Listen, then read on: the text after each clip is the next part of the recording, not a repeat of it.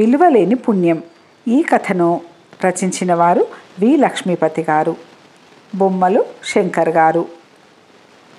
భగవానులు కడుపేద, కూలీ నాలి చేసుకొని జీవనం గడిపేవాడు. సంసారం చూడబోతే పెద్దది, దోస తోటలాగా బోలెడంత మంది పిల్లలు. తగిన రాబడి లేక పిల్లా జల్లతో సంసారం ఈదుకు రావడం భగవాన్లకు ఒక గడ్డు సమస్య అయిపోయింది. ఒక్కొక్కప్పుడు తిండికి లేక వారు పస్తులు కూడా పడుకోవలసి వచ్చేది. ఇటువంటి స్థితిలో ఎలారా దేవుడా అంటూ ఆ దంపతులు రాత్రింబగళ్ళు చింతిస్తూ ఉండేవాళ్ళు. ఇలా ఉండగా కైలాసపురానికి ఒకప్పుడు ఒక సన్యాసి వచ్చాడు. ఈ సన్యాసి ఒక చిత్రమైన వాడు. పుణ్యం చేసుకున్న మానవులుంటే వారు చేసిన పుణ్యకార్యాలకు విలువ కట్టి వాటికి తగిన ధనం ఇస్తాడు. ఈ విధంగా అనేక మంది పుణ్యాత్ములు సన్యాసి వద్దకు రావడం, వారు చేసిన పుణ్యాలను తక్కెడలో వేసి తూచి తగిన బహుమతులను సన్యాసి ధనరూపంగా ఇవ్వడం జరుగుతూ వచ్చింది. ఎంతోమంది పుణ్యజనులు సన్యాసి వద్దకు వచ్చి బహుమతులు పొందుతున్నారనే సంగతి నిమిషంలో ఊరంతా పాకిపోయింది. ఈ వార్త భగవానుల భార్యకు కూడా తెలిసింది. తెలిసిన క్షణం నుంచి ఆమె ఊరుకోక భర్తను వేపుకొని తినసాగింది. కాసుకు గతిలేని గర్భదరిద్రులమైతిమే, ఏమైనా దానాలు చేసి ఉన్నామా, ధర్మాలు చేసి ఉన్నామా, పేదవాళ్ళేమిటి, పుణ్యం చేసుకోగలగడమేమిటి, ఏ పని చేసినా ధనవంతుల వలన అవుతుంది కానీ అంటూ ఒక విధమైన నిస్పృహతో మాట్లాడసాగాడు భగవానులు. అలా కాదు, పుట్టింది మొదలు ఇప్పటి వరకు ఒక్కటైనా ఏ పాటి చిన్నదైనా పుణ్యకార్యం చేయకుండా ఉంటారా విడ్డూరం? కాస్తంత జ్ఞాపకం చేసుకోండి. మన ఇరుగు పొరుగులంతా పోయి వాళ్ళ పుణ్యకార్యాలను అమ్మేసి వందల కొద్ది రూపాయలు మూట కట్టి తెచ్చుకుంటున్నారు. మీరు పోయిరండి, పిల్లలు మనం బతికిపోతాం అని పట్టుబట్టింది అతడి భార్య. ఇంట్లో భార్య పోరు పడలేక ఒక రోజున దారి భత్యం తీసుకొని భగవానులు కైలాసపురం బయలుదేరాడు. అడవులు దాటి కొండలు దాటి మజిలీలు చేసుకుంటూ పోతున్నాడు. దారిలో అనేక మంది జనం వాళ్ళు చేసిన పుణ్యకార్యాలను జ్ఞాపకం తెచ్చుకుంటూ నాకింత వస్తుందంటే నాకింత వస్తుందని అంచనాలు కట్టుకుంటూ పోతున్నారు. అందులో కొంతమంది పల్లకీలలోనూ, కొంతమంది గుర్రాల మీద, కొంతమంది మామూలు ఎద్దుల బళ్ళలోనూ వెళ్తున్నారు. ఇవన్నీ వినగా భగవానులకు కూడా కుతూహలం కలిగింది. తాను చేసిన ఏ పాటి చిన్న పుణ్యమైనా ఏ మూలనైనా ఉన్నదా అని తీవ్రంగా ఆలోచించసాగాడు. అయ్యో, తీరా మనం ఆ సన్యాసి వద్దకు పోయి సమాధానం చెప్పలేక తెల్లముఖం వేయవలసి వస్తుందేమో అని ఎన్నోసార్లు అతను నిస్పృహ చెందాడు. అయినా పట్టుదల వదలలేదు, ప్రయాణం మానలేదు. అరణ్యం చివరకు వచ్చేశారు ప్రయాణికులు. ఒక చోట ఒక బ్రహ్మాండమైన మర్రి చెట్టు కనిపించింది. దానిని చూడగానే భగవాన్లకు ఏదో జ్ఞాపకం వచ్చినట్టు అయింది. అతని ముఖం వికసించింది. అలా వికసించడానికి గల కారణం ఉంది. అది ఏమిటంటే, కొన్ని సంవత్సరాల కిందట ఒక రోజున ఈ అడవి నుంచే భగవాన్లు ప్రయాణం చేయవలసి వచ్చింది. సరిగ్గా ఈ మర్రి చెట్టు కిందనే విశ్రాంతి తీసుకోవడానికని కూర్చున్నాడు. అప్పుడు కూడా అతను కైలాసపురానికే పోబోతున్నాడు. ఆనాడు భగవానులు పేదవాడే. భగవానులు బయలుదేరే ముందు అతని భార్య ఎక్కడో కాస్త పిండి బదులు తెచ్చి దారిలోకి తినుబండారాలు చేసి పెట్టింది. భార్య తనకిచ్చిన ఆ మూట చేతపుచ్చుకొని పోయి ఈ మర్రి చెట్టు చేరుకున్నాడు. ప్రయాణం చేసి అలసిపోవటం చేత మంచి ఆకలి వేసింది, దాహము వేసింది. అందుచేత అతడు భార్య కట్టి ఇచ్చిన మూట మెల్లగా విప్పి అందులో పదార్థాలు ఇక తిందామని సిద్ధపడ్డాడు. అంతలోనే నాయన, 3 రోజులైంది ముద్ద కళ్ళ చూసి, ఒక్క కబళం వెయ్యి తండ్రి అంటూ ఒక దీనాలాపన వినిపించింది. ఇదేమిటా అని భగవానులు తిరిగి చూసేసరికి ఒక శతవృద్ధుడు అతని ఎదుట కనిపించాడు. భగవానులకు హృదయం తల్లడిల్లిపోయింది. ఆ ముసలివాడు పాపం ఊదితే ఎగిరిపోయేటట్టు ఉన్నాడు. నిమిషమైన జాగు చేయక భగవాన్లు లేచి ఆ వృద్ధుణ్ణి చేతులు పట్టి తీసుకుపోయి చెట్టు కింద తన స్థానంలో కూర్చోబెట్టాడు. తను తిందామని సిద్ధంగా పెట్టుకున్న తినుబండారాలు అన్నీ తినమని అతనికిచ్చాడు. ముసలివాడు సంకోచించాడు. భగవానులు బలవంతం చేశాడు. చివరికి ఎలా అయితేనేం వృద్ధుడు తినడం ప్రారంభించాడు.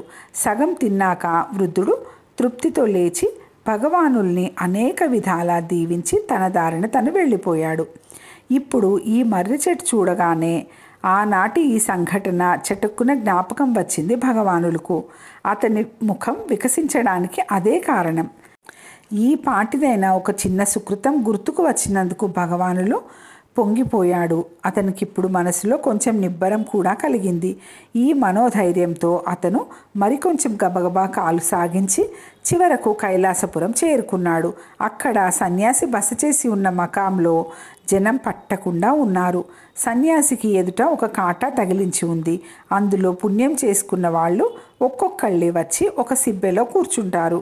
రెండవ సిబ్బెలో సన్యాసి ధనం కుమ్మరిస్తూ ఉంటాడు. ఎవళ్ళు చేసుకున్న పుణ్యం కొద్దీ వాళ్లకు తగిన ధనం దొరుకుతుంది. ఆ ధనం మూట కట్టుకొని పని కాగానే ఒక్కొక్కళ్ళు ఇళ్లకు పోతున్నారు. ఆ పుణ్యాత్ములైనటువంటి వాళ్లను ఒక్కొక్కళ్ళని చూస్తూ ఉంటే భగవాన్లకు బిడియం వేసింది. తను చేసిన ఆ స్వల్ప కార్యాన్ని సన్యాసి ఎదుట గొప్పగా ఎలా చెప్పుకోవటమా అని దిగులు పట్టుకున్నది. ఇంతా చేసి అది ఒక పుణ్యకార్యం కింద లెక్కకు రాకపోయినట్టయితే తన పని సిగ్గుచేటు అయిపోతుందే అని సంశయిస్తూ అతడు వెనక్కు తగ్గుతూ వచ్చాడు. శంకతో ఒక మూల ఒదిగి కూర్చున్నాడు.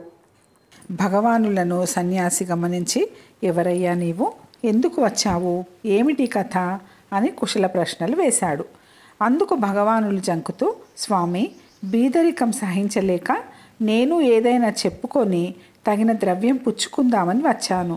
అయితే నేను చేసిన పుణ్యం ఏమంత గొప్పది కాదు అని నసుగుతూ బదులు చెప్పాడు. అప్పుడు సన్యాసి, నాయన, పుణ్యం విషయంలో పేద గొప్ప లేదు, కొంచెము ఘనత అనేది లేదు, సంశయించక చెప్పు అని ధైర్యం చెప్పి అతనిని ప్రోత్సహించాడు. అప్పుడు సన్యాసి అనుమతి ప్రకారం అతను కాటాలో కూర్చున్నాడు. నీవు చేసిన పుణ్యం ఏమిటి అని ప్రశ్నించాడు సన్యాసి. భగవానులు తనకు జ్ఞాపకం వచ్చిన సంగతి వెల్లడించేసరికి అక్కడ కూడి ఉన్న జనులంతా పక్కపక్క నవ్వారు. సన్యాసి ఆ జనాన్ని మందలించి కాటా రెండవ సిబ్బెలో యథాప్రకారం ధనం వేయనారంభించాడు. ఎంతో ధనం సిబ్బెలో వేశాడు. సుమారు బస్తా ఎత్తు తూగే నాణాలు పోశాడు. భగవానులు కూర్చున్న సిబ్బె లేవలేదు. అలా మరికొన్ని బస్తాల నాణాలు పోశాడు. భగవానులు కూర్చున్న సిబ్బె కొంచెం కూడా కదలనే లేదు. ఇది చూసి సన్యాసి నివ్వెరపోయాడు. జనమంతా ఆశ్చర్యపడ్డారు. భగవానులకు ఇదేమీ అర్థం కాలేదు. సన్యాసి వద్ద ధనరాశులు తరిగిపోయి అతడు వినయపూర్వకంగా భగవానులకు నమస్కరించి, మహానుభావ, నీవు చేసుకున్న పుణ్యం చాలా గొప్పది, విలువలేనిది. ఆ పుణ్యానికి ధనం ఇచ్చే సమర్థత నాకు లేదు. నన్ను మన్నించి నా వద్ద మిగిలి ఉన్న ధనమంతా పుచ్చుకొని తృప్తిపడవలసింది అని ప్రార్థించాడు. ఈ మాటలు వినగానే భగవాన్లు గభీమని కాటా నుంచి లేచాడు. యతీశ్వర, నిజంగా నేను చేసిన పుణ్యం అంత గొప్పదా, అంత విలువ కట్టడానికి వీలు లేనిదా? అయితే నా సుకృతాన్ని నేను తుచ్చమైన నాణాలకు అమ్ముకోను, ఎంత మాత్రము నేను అమ్ముకోను. నీ ధనం నీ దగ్గరనే పెట్టుకో, దానిని పుణ్యం అమ్ముకునే మరెవరి కోసమైనా ఖర్చు పెట్టుకో అంటూ మరలిపోయాడు. అక్కడ ఉన్న శ్రీమంతులు, పుణ్యాత్ములు మొదలైన వేలాది జనమంతా భగవానులు చేష్టకు ముక్కు మీద వేలేసుకున్నారు. పుణ్యాలు కొనటానికని వచ్చిన సన్యాసి ఆశ్చర్యానికి మేరలేకపోయింది. అప్పుడు ఆయన భగవానుల్ని పిలిచి, భగవాన్, నీవు పుణ్యశీలుడవే కాదు, మహాత్యాగివి. ఇప్పుడు ఈ సాటిలేని త్యాగం చేయటం వల్ల నీవు చేసుకున్న సుకృతం ద్విగుణీకృతం అయ్యింది. నీవు నా వద్ద ప్రతిఫలం తీసుకోకపోయినప్పటికీ ఎప్పుడో ఎక్కడో ఏ రూపకంగానో నీ సుకృతాలకు తగిన ఫలం పొందే తీరాలి. ఇది దైవ నిర్ణయం అని చెప్పి ఆ క్షణమందే ఆ చోటు నుంచి మాయమయ్యాడు సన్యాసి. మరికొద్ది రోజుల కల్లా భగవానులు ఇంటికి చేరుకున్నాడు. చేరుకునేసరికి అతని భార్య సకల ఐశ్వర్యాలతోనూ తులతూగుతూ ఆనవాలు పట్టడానికైనా వీలు లేకుండా ఉన్నది. ఆకస్మికమైన ఈ గొప్ప మార్పునకు కారణమేమిటా అని విచారించగా భగవానులు పెద్ద తండ్రికి సంతతి లేక తన ఆస్తి అంతా పుట్టుపేద అయిన భగవానులకు వ్రాసి ఇచ్చాడని తెలిసింది. కథ సమాప్తం.